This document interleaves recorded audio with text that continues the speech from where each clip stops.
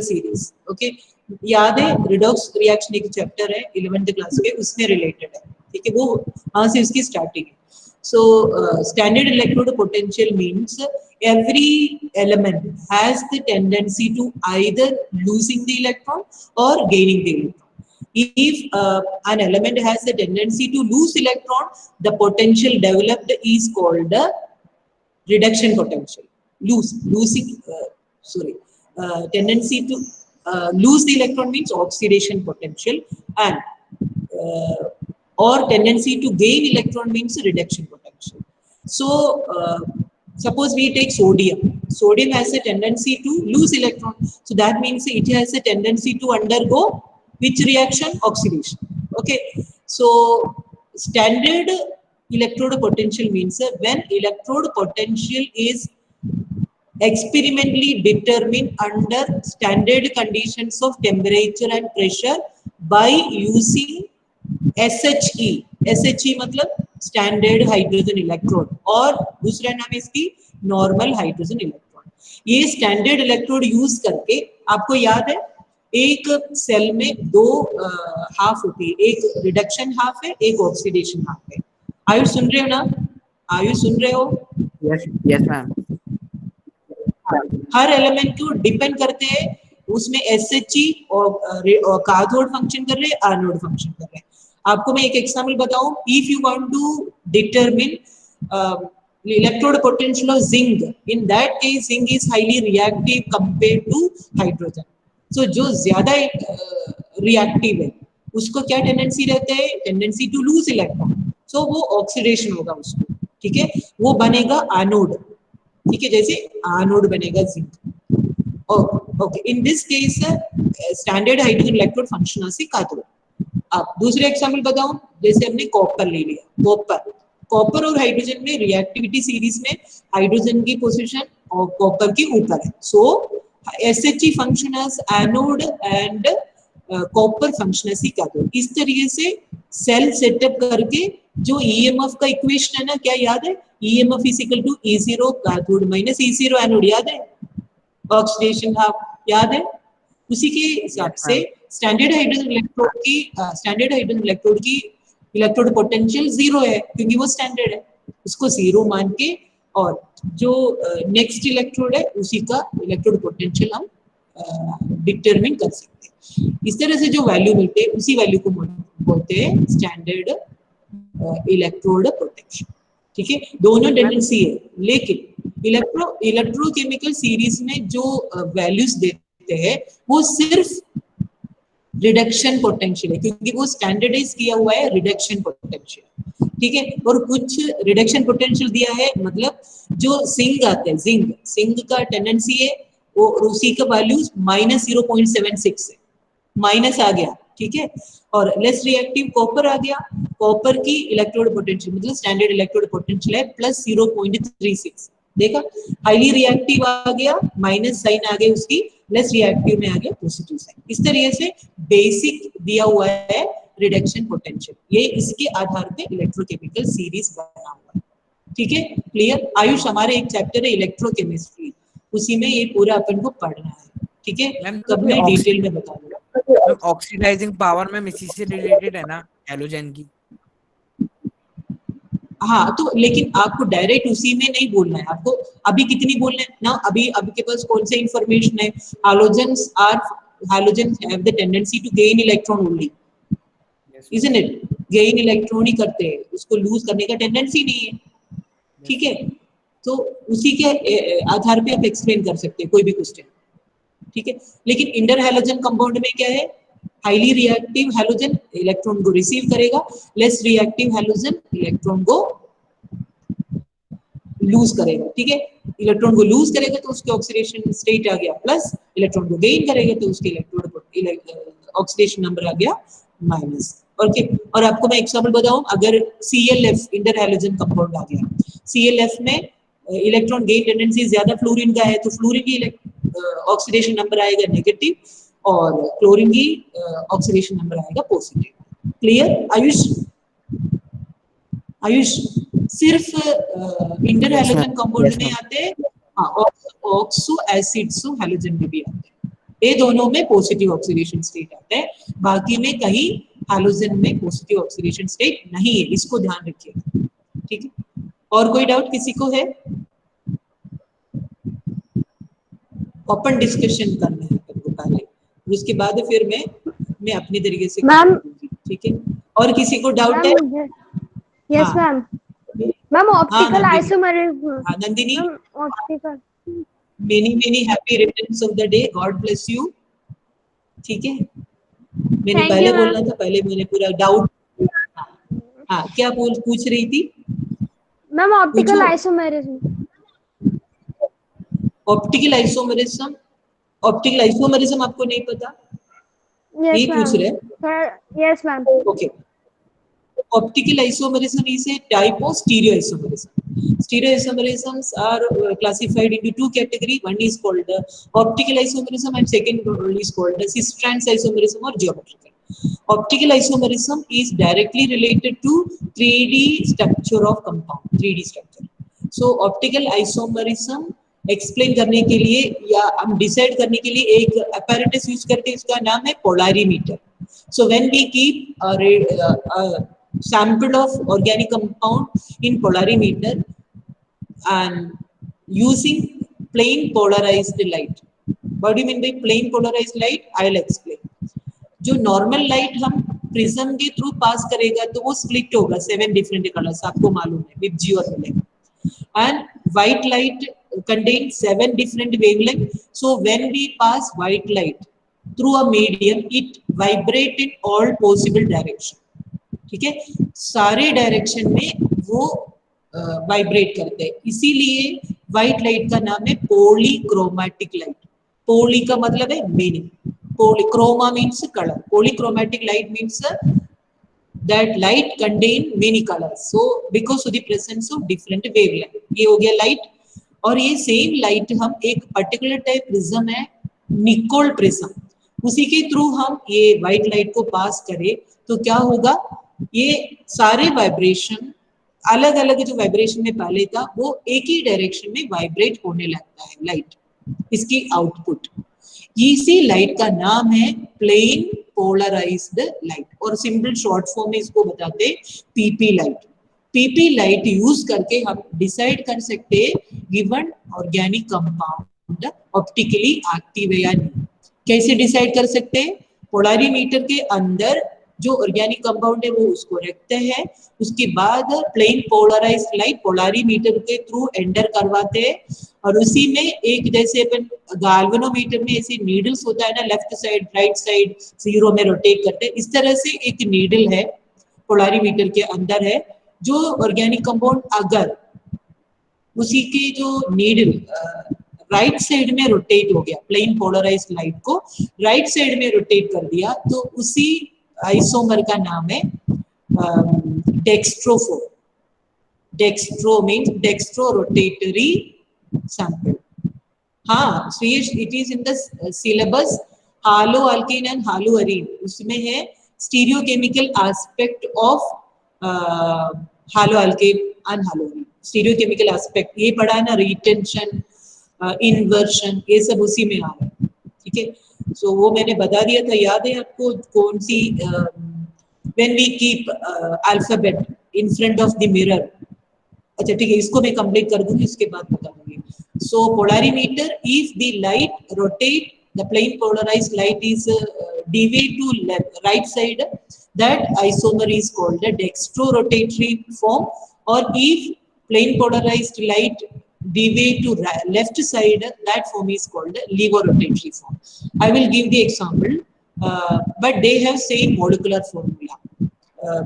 Glucose and fructose both having the same molecular formula C6H12O6, but glucose is dextrorotatory, both are optically active, so we can say that both are enantiomers. Enantiomer means optically active form. Okay, optically active form का दूसरा नाम है enantiomers. ठीक है, और glucose is dextrorotatory and fructose is levorotatory. Dextrorotatory and livorotatory. Okay, so these two forms are there. Molecular formula same, only rotational PP life is different. So one is dextroform, another is a levoform. They are called the enantioforms. Our enantiomer, what is the minimum requirement for a compound to be optically active? I will tell you. Optically active, how can we decide? It must contain at least one asymmetric carbon atom.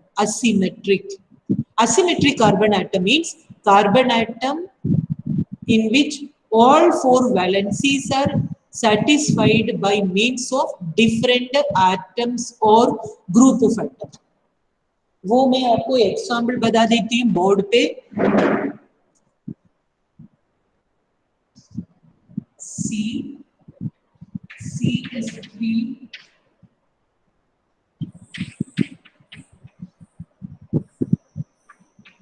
suppose this is the structure of a compound. This carbon is known as asymmetric carbon.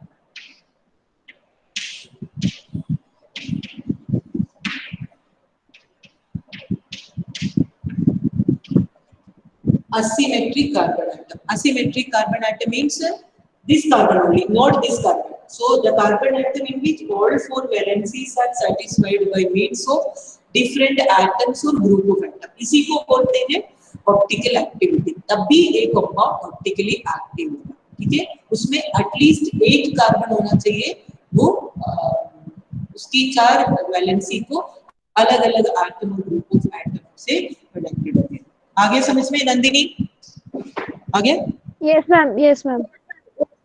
Normal life situation में हम ये apply कर सकते हैं.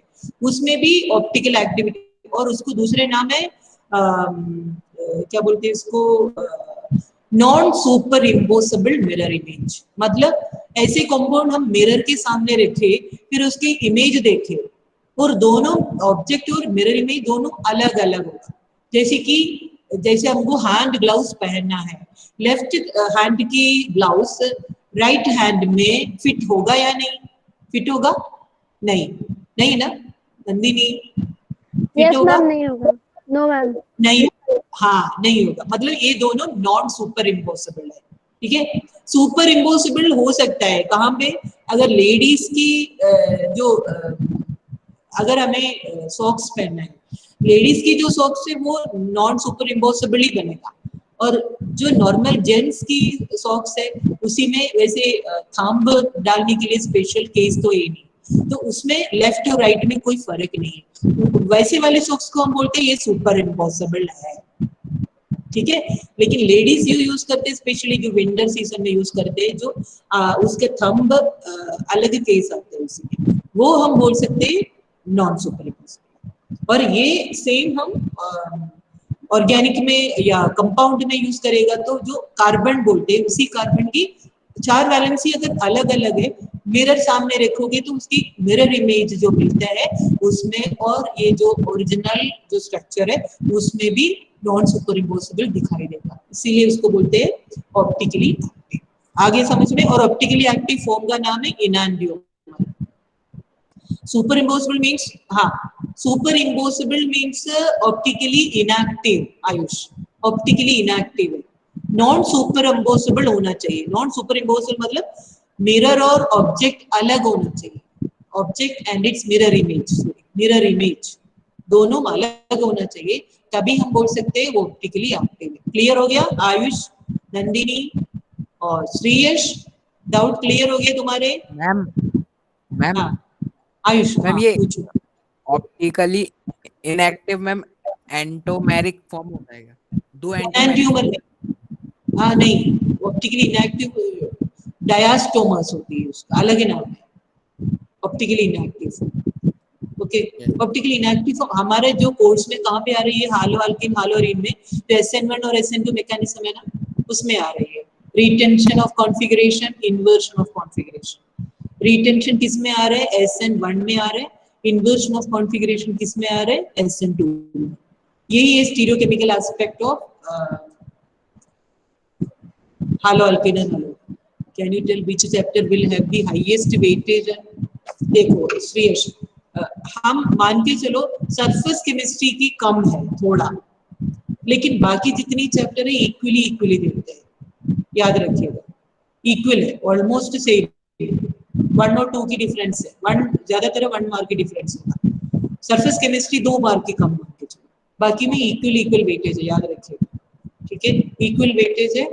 और multiple choice question में उसमें 10 mark की में मल्टीपल चॉइस क्वेश्चन डाला है, 10 मार्क्स, ठीक है, और उसमें हर चैप्टर में से ही है एमसीक्यूज, हर चैप्टर में से ही, ठीक है। और उसमें भी तुम्हें अगर बुक अच्छे से तुम्हारे कंसेप्ट समझ में आए ना, you can do it well, ठीक है। और बाकी एमसीक्यू में हमने ऑलरेडी कितनी बार करवा चुके हैं, सेम टू सेम, थोड़ी एग्जीक्यूशन में थोड़ी थोड़ी डिफरेंस है, मैं आपको बाद में बता दूंगा, ठीक है, ठीक है श्रेयस, मैम ओके आगे। हाँ हाँ Phanindra, yes ma'am. Ma'am super impossible और नॉन सुपर इम्पॉसिबल वो सेम है ना, चिरल और एचएल की तरह? कायरल और एकरल सेम मीनिंग, कायरल और मॉलिक्यूल को बोलते हैं, मॉलिक्यूल का नाम है कायरल और अकायरल, ठीक है, सेम है, क्योंकि वो मॉलिक्यूल इन जनरल बोलते हैं, लेकिन वो ऑप्टिकली एक्टिव उसमें नहीं है, मॉलिक्यूल को होल नाम है, ठीक है। ऑप्टिकल एक्टिविटी में कंडीशन क्या है, वो कंपाउंड में एक असिमेट्रिक कार्बन होना चाहिए, ठीक है, और जिसमें असिमेट्रिक कार्बन एटम है उसी मॉलिक्यूल का नाम है कायरल मॉलिक्यूल, ठीक है, अकायरल मॉलिक्यूल मतलब नहीं, ठीक है। और कुछ डाउट स्टीरियोकेमिस्ट्री रिलेटेड, कोई भी डाउट है अभी पूछ लो तुम लोग, किसी को डाउट नहीं है? श्रेयस तुम 296 पेज पढ़ लेना सेकेंड वॉल्यूम में, सेकेंड वॉल्यूम में है 296 और 297, नहीं पूरा आ जाएगा 299 तक, ठीक है, वो देखना है स्टीरियोकेमिकल एस्पेक्ट इसी का, क्लियर? और डाउट है तो पूछ लेना मुझसे।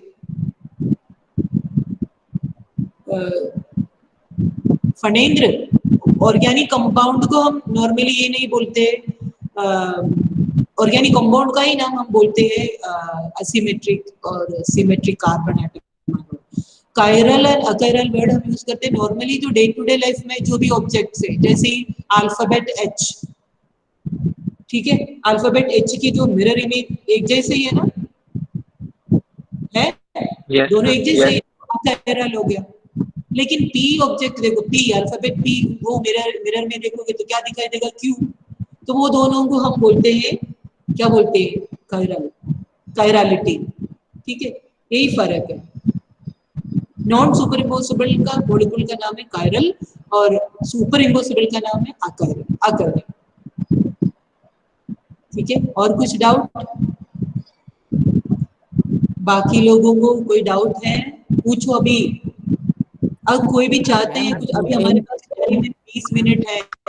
हाँ Ayush, ma'am butane 2 all optically inactive है एक्टिव? वापस पूछो। Ma'am butane 2 all optically active है या इनएक्टिव? देखो कोई भी कंपाउंड ऑप्टिकली एक्टिव है ऑप्टिकली इनएक्टिव है प्रूव करने के लिए पहले आपको स्ट्रक्चर बनाना पड़ेगा, और हम अभी ऐसे नहीं बोल सकते विदाउट नोइंग द स्ट्रक्चर। जैसे कंपाउंड का नाम आपके पास आ गया तो उसको पहले हम स्ट्रक्चर बना के देखना पड़ेगा। स्ट्रक्चर कैसे बनाएंगे, पहले कार्बन स्केलेटल बना लो, फिर जो भी उसकी एक्स्ट्रा है, सब्स्टिट्यूट है या फंक्शनल ग्रुप है, इसको नोट करो, और उसमें फिर देख लो हर कार्बन में, हर कार्बन की वैलेंसी में सेटिस्फाइड करने के लिए अलग अलग ग्रुप है और एक ही ग्रुप है। अगर अलग अलग ग्रुप में एक कार्बन है तो वो ऑप्टिकली एक्टिव है। एक कार्बन सपोज मान लीजिए ब्यूटेनॉल है, उसकी पर्टिकुलर एक कार्बन की अलग अलग वैलेंसी है कार्बन की, तो उसी मॉलिक्यूल में एसिमेट्रिक कार्बन एटम भी है, वो ऑप्टिकली एक्टिव भी है, ठीक है। स्ट्रक्चर के बगैर नहीं अपन डिसाइड कर सकते, पहले स्ट्रक्चर बनाना। स्ट्रक्चर बनाना आता है ना आपको आयुष, आता है ना? हाँ ब्यूटेनॉल आप खुद बना के देख लेना, फिर मुझे बता दो अभी, जस्ट अभी, ठीक है, क्योंकि मैं मुझे लग रहा है मैम इनएक्टिव है। हाँ तो ऑप्टिकली इनएक्टिव होगा, क्योंकि हर कार्बन में ये जो पॉसिबिलिटी है ना वो नहीं होगा रिक्वायरमेंट, ठीक। और श्रेयस आप कुछ पूछने वाले थे, पूछो अभी।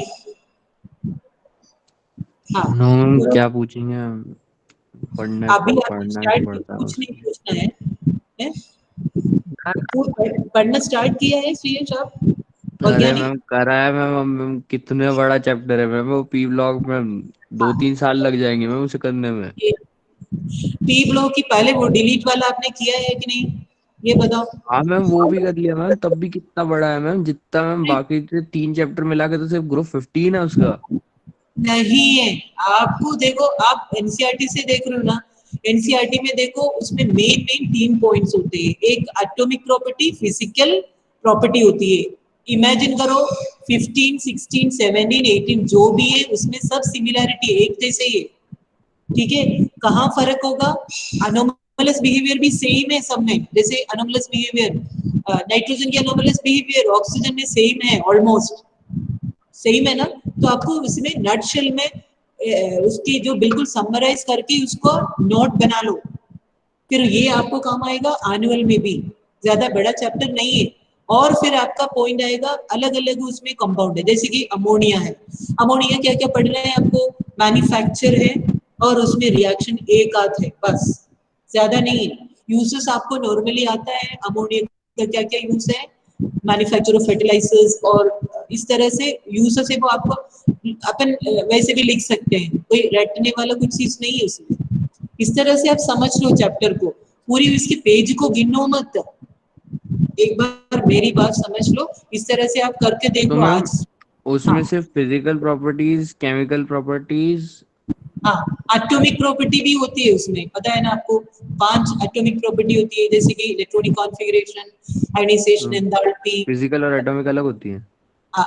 एटॉमिक और फिजिकल अलग है, ये एटॉमिक प्रॉपर्टीज होती है जो एटम से रिलेटेड, एटम्स, एलिमेंट्स उससे रिलेटेड है।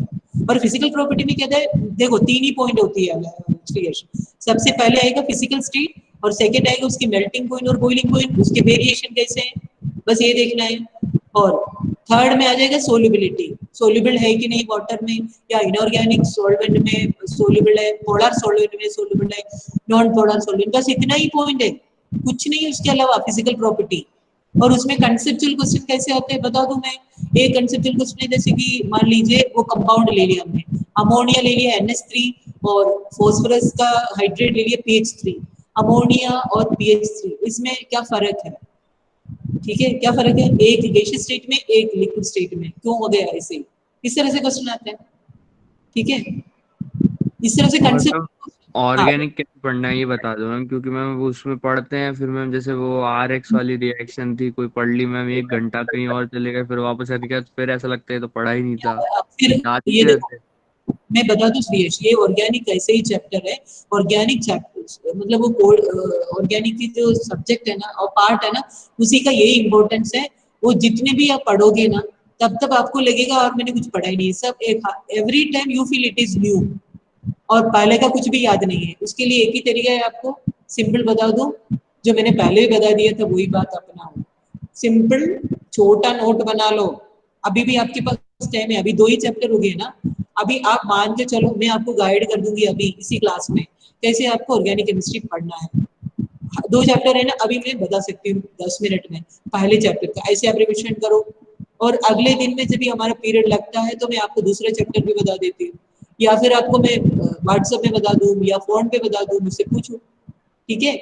और 7 बजे से पहले फोन कर देना, क्योंकि 7 यस मैम, बजे से यस पहले मैम। मैं फ्री रहती हूँ, तो आप जो भी डाउट पूछना है मुझसे फोन पे भी पूछो, व्हाट्सएप में पूछो, ठीक है, मैं रेडी हूँ। क्योंकि 7 बजे के बाद है ना, हम लोग की थोड़ी शेड्यूल थोड़ा चेंज हो जाता है, प्रेयर की टाइम होता है, फिर अलग अलग काम ये सब होता है, फिर मैं डिस्टर्ब करना नहीं चाहती हूँ तुम लोग को, ठीक है। पहले वाला चैप्टर में बता दूं कैसे पढ़ना है, इसलिए सभी बच्चे चाहते हैं अभी मैं organic chemistry first chapter yes करूँ। मैम। हाँ यस ठीक है, मैम। हाँ अच्छा ठीक है, ऑर्गेनिक केमिस्ट्री का देखो अभी तक जिन्होंने जो टच नहीं किया है ना, उनके लिए मैं बता दूं इसको कैसे पढ़ना है, और उसको बिल्कुल आप ऐसे समझ लेना ये सिंपल है ऑर्गेनिक केमिस्ट्री, लेकिन हमारी अप्रोच के ऊपर डिपेंड करते हैं, ठीक है। ज्यादा मुझे बताने की अभी टाइम नहीं है, मैं सीधे सीधे आपको बताऊं साफ साफ क्या पढ़ना है बता देती हूँ। सबसे पहले है हालो अल्कीन हालो अरीन में, जो क्लासिफिकेशन में हमें ये समझना चाहिए, प्राइमरी हालो अल्कीन क्या होती है, सेकेंडरी हालो अल्कीन और टर्शियरी हालो अल्कीन क्या होती है, ये पता है ना। उससे पहले अपन को पता होना चाहिए primary carbon, secondary carbon, tertiary carbon. Primary carbon जो कार्बन है उसकी एक वैलेंसी के साथ दूसरा कार्बन जुड़े हुए हैं, ठीक है। सेकेंडरी कार्बन जो कार्बन है उसके साथ 2 वैलेंसी में कार्बन अटैच्ड है, और जो प्राइमरी कार्बन से अटैच जो हैलोजन है उसी कंपाउंड का नाम है प्राइमरी हैलो अल्कीन। और सेकेंडरी कार्बन से अटैच्ड है वो सेकेंडरी हालो अल्केन। इस तरह से टर्शियरी भी है। और क्वाटर्नरी हालो अल्केन पॉसिबल नहीं है। क्यों नहीं है? क्योंकि ये हालोजन एक एक्स्ट्रा एटम है, ठीक है, उसमें जुड़ने के लिए तो मिनिमम कार्बन के पास 3 वैलेंसी फ्री होता है, ठीक है। सो ये 3 वैलेंसी में अगर 3 कार्बन एटम अटैच्ड है वो हो गया टर्शियरी। ये सबसे इंपॉर्टेंट है। फिर उसमें स्पेसिफिक टर्म दिया हुआ है, वो पढ़ना कॉमन नेम में आता है। अल्लाइल, विनाइल, बेंसाइलिक, ये सब टिपिकल टर्म्स होती है, ये कॉमन नेम है, तो यूपीएससी नहीं है।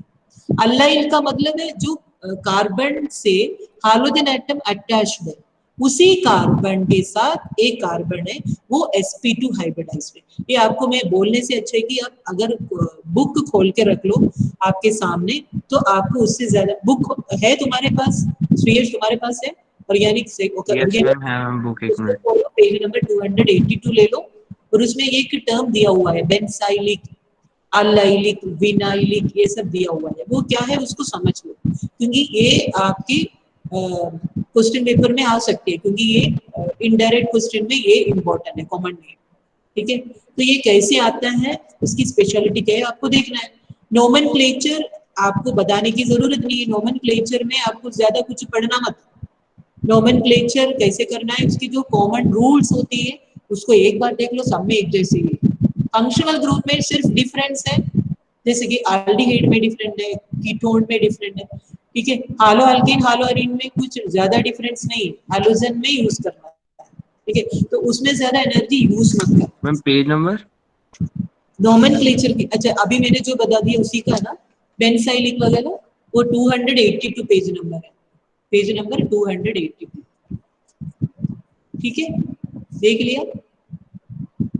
लिया ना, अल्लाइलिक, बेंसाइलिक, वो टर्म क्या है वो आपको यूज, इसके रिलेटेड ये नहीं पूछते अल्लाइलिक क्या है, बेंसाइलिक नहीं आएगा, कंसेप्ट उसी के रिलेटेड आते हैं। श्रेयस लेफ्ट भी हो गया मीटिंग से। अच्छा नेक्स्ट आपको मेथड्स ऑफ प्रिपरेशन में क्या पढ़ना है। मेथड्स ऑफ प्रिपरेशन में देखो, हालोजन, हालो अल्केन कितनी टाइप की होती है, फ्लोरो कंपाउंड होती है, क्लोरो, ब्रोमो, आयोडो। और इसमें क्लोरो कंपाउंड की आपको method of preparation at a time ऐसे समझ लो, from alcohol 3 chlorinating agent use करते हैं, कौन सा, PCl3, PCl5, SOCl, उसको एक एक क्लस्टर में रख लो। और उसमें एक कॉमन प्रोडक्ट तो है ही, हालो अल्केन तो है, उसके अलावा जो बाय प्रोडक्ट बनता है उसी के आधार पे मैंने आपको कंसेप्चुअल क्वेश्चन एक बोला था, याद है, which is the best chlorinating agent and why. वो थायोनाइल क्लोराइड है, SOCl, इस तरह से क्वेश्चन आते हैं, डायरेक्ट मेथड ऑफ प्रिपरेशन नहीं आती है, याद रखिएगा, ठीक है। So which is the best one, thionyl chloride, because the by product formed during the reaction is in the gaseous form, so the separation of the major product is very easy, very convenient. And the other two cases, the byproducts are not in the gaseous state, so separation is difficult. So that is why thionyl chloride is the best chlorinating agent. हो गया एक conceptual question, ठीक है। फिर next method of preparation, इस तरह से आप उसको twist करके पढ़ लेना। Sandmeyer reaction, name reaction में आ गया, डाइसोटेशिएशन रिएक्शन एक रिएक्शन का नाम है, उसको पढ़ना है। और हालो अरीन की बात करती हूँ, उसमें आपको ये याद रखना पड़ेगा, आयोडो बेंजीन कैसे बनता है, क्लोरो ब्रोमो बेंजीन कैसे बनता है, फ्लोरो बेंजीन कैसे बनता है। और उसमें सैनमेयर रिएक्शन यूज करके हम बना सकते हैं क्लोरो एंड ब्रोमो, लेकिन ये मेथड आयोडो बनाने के लिए डायरेक्ट यूज नहीं करते, वो रिएजेंट चेंज है। जैसे मैं आपको बता दूं, benzene diazonium chloride when treated with potassium iodide we get iodobenzene, ठीक है। ये हो गया पोटेशियम आयोडाइड, स्पेशल रिएजेंट है। नॉर्मली सैनमेयर रिएक्शन की रिएजेंट क्या है, cuprous halide in presence of hydrogen halide, cuprous halide in presence of hydrogen halide है, ठीक है, cuprous। लेकिन ये आयोडो में ये नहीं है, याद रखिएगा, आयोडो में ये नहीं होती है, ठीक। तो इस तरह से जो सेपरेशन जहां आते हैं उसको पढ़ लो। दूसरा और नेम रिएक्शन देखो, फिंकलस्टीन रिएक्शन, स्वार्ट्ज रिएक्शन क्या है वो पढ़ना है, ठीक। और सोल्युबिलिटी में क्या वेरिएशन है आपको पता है। और नेक्स्ट है रिएक्शंस ऑफ हालो अल्केन में न्यूक्लियोफिलिक सब्स्टिट्यूशन रिएक्शन, उसकी जो रिएक्शन है, जो जनरल CuCl लिखना है यस कुप्रस, कुप्रस हालाइड लिख लो, CuCl नहीं होता, CuCl लिखना है क्या? क्या पूछ रहे हैं, वापस पूछो एक बार। मैम वो रिएजेंट में मैम CuCl लिखते हैं, CO2 Cu2H2 लिखना पड़ेगा, CuCl नहीं है। आप यही सोचा होगा ना कुप्रस है, लेकिन वो इसीलिए Cu नहीं है। इसमें भी इसकी ऑक्सीडेशन स्टेट देखो क्या आएगा, कॉपर का +1 नहीं है ना, देखो Cu2Cl2 आएगा। तो कॉपर की ऑक्सीडेशन कितनी है बताओ, +1 है ना, देख कितना आ रहा है आयुष, हाइड्रोजन की कितनी है -1, तो 2 हाइड्रोजन है -2 आ गया, और कॉपर का हमें नहीं पता 2x -2 इक्वल साइन की उस साइड में जाएगा तो +2 हो गया, तो 2 कॉपर का 2 है और 1 कॉपर का कितनी है +1। लेकिन इसमें ये रिएजेंट में ये वैलेंसी कांसेप्ट के हिसाब से नहीं है, इसको कुप्रस हैलाइड का फॉर्मूला C2H2 है। ठीक है, क्लियर हो गया आयुष, हो गया? Yes ma'am. हाँ, और फिर आपको दूसरी टाइम बता दूं अभी, अम्बिडेंट न्यूक्लियोफाइल क्या होती है, पेज नंबर 292 में है अम्बिडेंट। जिनके पास बुक है वो ले लेना। अम्बिडेंट न्यूक्लियोफाइल क्या होती है, जो न्यूक्लियोफाइल है, न्यूक्लियोफाइल की नॉर्मल चार्ज क्या होना चाहिए -, और उसमें इलेक्ट्रॉन होना चाहिए। तो नॉर्मल जो उसकी टेंडेंसी क्या होता है, लॉन पेयर यूज करके वो अटैच कर देता है। लेकिन अम्बिडेंट न्यूक्लियोफाइल ऐसे एक न्यूक्लियोफाइल है उसके साथ 2 पॉइंट्स ऑफ अटैचमेंट होता है, 2 पॉइंट्स ऑफ अटैचमेंट। जैसे कि साइनाइड ग्रुप कार्बन के थ्रू भी अटैच कर सकते हैं, नाइट्रोजन के थ्रू भी अटैच कर सकते हैं। ठीक है, तो अगर कार्बन के थ्रू अटैच कर रहे हैं उसको बोलते हैं साइनो, और अगर नाइट्रोजन के थ्रू अटैचमेंट होगी उसको नाम है आइसोसाइनो। ठीक है, और IUPAC नेम आपको तो पढ़ना ही नहीं है, ये कॉमन नेम ही पढ़ लो, साइनाइड एंड आइसोसाइनाइड्स। ठीक है, और नेक्स्ट आपको बता दूं example nitro group NO2 group में भी है, एक ऑक्सीजन के थ्रू आएगा और एक नाइट्रोजन के थ्रू भी अटैचमेंट। इस टाइप की न्यूक्लियोफाइल का नाम है अम्बिडेंट न्यूक्लियोफाइल। ठीक है, और फिर आपका सबसे इंपॉर्टेंट पॉइंट है mechanism, SN1 and SN2 mechanism आपको पढ़ना है। ठीक है, हाँ, उसी में डाउट है श्रेयश आपको, SN1 SN2 मैकेनिज्म कोई बच्चे चाहते हैं SN1 SN2 मैकेनिज्म में बोर्ड में लिख लूं, चाहते कोई बच्चे?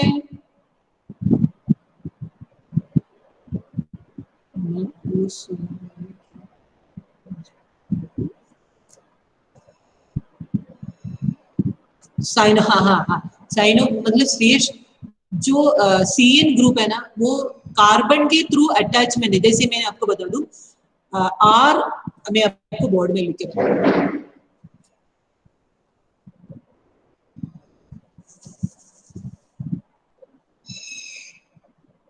अगर ऐसे ही RCN है, इसी बॉन्ड ऐसे ही है तो इसी कंपाउंड का नाम बोलते हैं अल्काइल साइनाइड। ठीक है, अल्काइल साइनाइड। अभी बॉन्डिंग इसके थ्रू है, कार्बन की बॉन्डिंग, ये साइनाइड ग्रुप की कार्बन के बॉन्डिंग कार्बन के साथ। अभी इसको मैं उल्टा कर देती हूँ, RNC, क्योंकि दोनों की पॉइंट ऑफ अटैचमेंट पॉसिबल है साइनाइड ग्रुप में, कार्बन के थ्रू भी पॉसिबल है और नाइट्रोजन के थ्रू भी पॉसिबल है। इधर मैंने कार्बन के थ्रू कर दिया इसीलिए कंपाउंड में ये आ गया सफिक्स साइनाइड। अगर उसमें नाइट्रोजन के थ्रू बॉन्डिंग आ गया, नाम चेंज हो जाते हैं, नाम आपको मैं बताती हूँ, नीचे बताओ, अल्काइल आइसोसाइनाइड। यही फर्क है। आगे समझ में श्रेयश, आगे और कोई डाउट है अभी इसी के रिलेटेड? हाँ ठीक है, और फणेंद्र तुम्हारा डाउट क्लियर हो गया था, कुछ पूछ रहे थे कल जो हम तुमको डिस्टरबेंस हो गया था, अभी पूछो। हो गया था, हो गया क्लियर, अच्छा ठीक है। और कोई डाउट है बच्चों?